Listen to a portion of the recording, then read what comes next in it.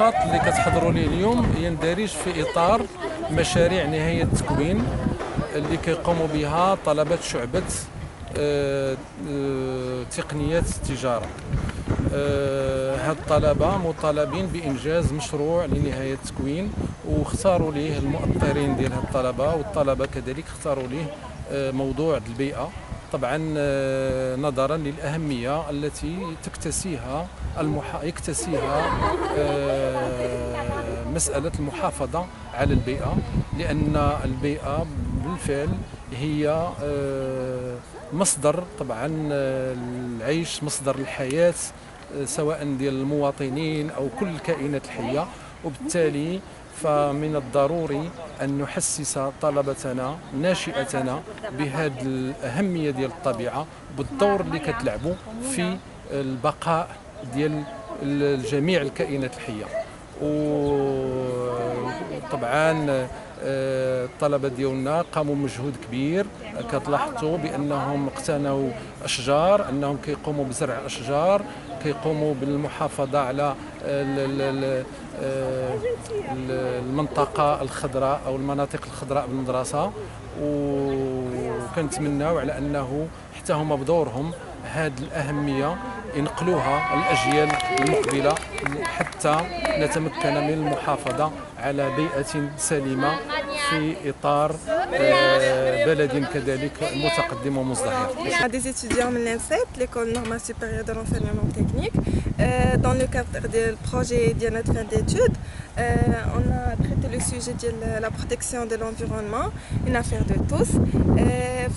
Fait le projet, le premier pas, مشينا لمدرسة الفشالي. درنا فيها توعية ديال التلاميذ بالعديد من الورشات، ورشات الرسم، ورشات الغرس، ورشات التدوير.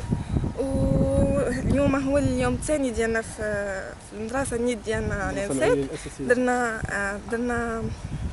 درنا النيتواياج وغادي يتبع الغرس، وان شاء الله في الاشياء مع الجوج غتكون اون كونفيرونس فيها دي زانترفينون اللي غيهضروا في هذا المجال ومتخصصين في هذا المجال. ما كتفكروش تعموا هذه العمليه هذه على جميع المدارس ماشي غير مدرسه الفشالي؟ ما استطعناش، ما لقيناش المساعده، فهمتي. دفعنا دي دوسي سبونسورين وهذا ما كانش الموافقه عليهم، ما كانش المساعده من الناس اللي طلبنا منهم المساعده. بحال هاد الناس اللي طلبتوا الناس منهم؟ اللي ساهموا معنا هما جمعيه معلمي علوم الحياه والارض وروهران المغرب. صافي دفعنا لي دوسي لسمير ولا سناب وما كانش استجابه.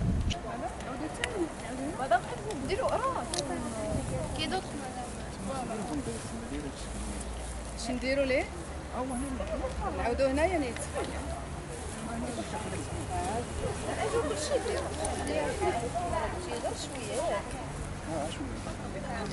شويه هو هذا ياك. صوروا لي كنحفر باش نعقل على عندك.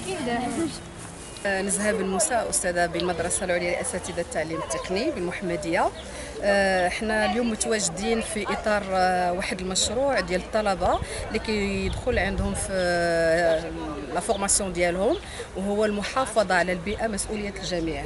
Et donc la protection de l'environnement qui est la responsabilité de tous ne concerne pas seulement les étudiants de l'INSET et concerne aussi le pays en général, tous les autres établissements. Alors ce projet entre dans le cadre de leur formation, donc ils sont évalués là-dessus. Ils ont commencé par le projet au niveau d'une école Al-Fishtali, c'était donc le nettoyage et carrément donc toute activité de ces élèves au niveau de l'école. Alors après donc c'est ce que vous avez vu aujourd'hui, donc et le nettoyage et donc les plantes qu'on a plantées. En plus de ça, il y aura cet après-midi une conférence toujours sur l'environnement, la protection de l'environnement, qui sera animée par des gens de l'extérieur. Donc ça commencera à partir de 14h30.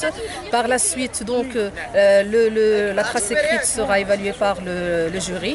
Et je rappelle que l'encadrante de ce projet, qui est réalisé par une équipe deuxième TC, c'est Madame L'Abbassi Fatema, qui a beaucoup travaillé là-dessus avec l'équipe. Et c'est vrai que les étudiants ont fourni beaucoup d'efforts. Ils ont déployé des efforts là-dedans pour pouvoir réaliser cet événement. Parce que ce n'était pas facile d'abord de concourir l'établissement scolaire pour pouvoir faire le nettoyage et donc par la suite réaliser des activités dans ce sens. Mais c'était très intéressant. Tout ce que nous pouvons espérer, c'est qu'il y aura une continuité par la suite, que ce soit ici à l'N7 ou bien dans d'autres établissements et pourquoi pas au niveau de tout le Maroc. Merci donc à la presse. Amran Sbar, étudiant à l'école normale supérieure de l'enseignement technique. Puis dans le cadre de notre PFE, nous avons choisi d'élaborer le thème de la protection de l'environnement, comme c'est un thème qui nous touche tous et qui est très important. Donc je tiens tout d'abord à remercier toutes les personnes qui ont été présentes dans cette action. Et puis je tiens également à remercier notre cher encadrant qui a veillé sur notre démarche tout au long de notre projet. Et puis voilà, on remercie Nashra et Mohamedia 24. Voilà, merci.